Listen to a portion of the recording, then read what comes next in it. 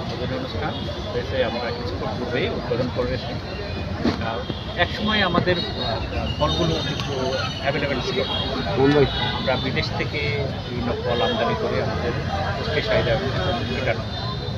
কৃষি সম্প্রসারণ অধিদপ্তর তাদের উদ্যোগে এখন আমাদের দেশীয় ফলের ব্যাপক প্রসার হয়েছে এবং আমরা দেখেন এখন আমাদের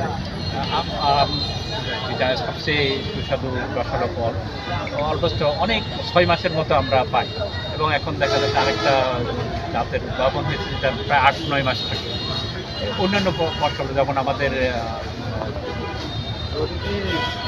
পেয়ারা 12 মাসে পাই। এখন আমাদের ফল অলমোস্ট আমরা 12 মাসে দেশীয় ফল পাচ্ছি। এটা আমাদের একটা সফলতা।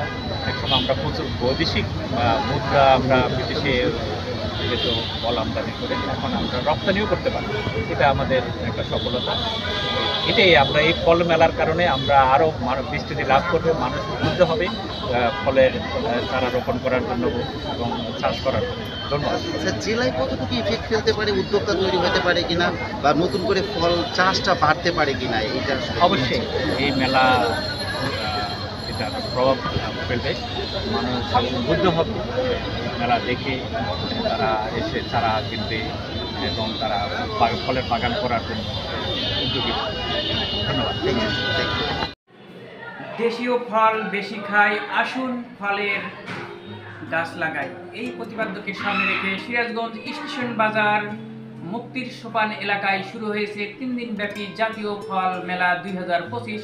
শুভ উদ্বোধন করলেন সিরাজগঞ্জের সুযোগ্য জেলা প্রশাসক জনাব মোহাম্মদ নজরুল ইসলাম মহোদয়।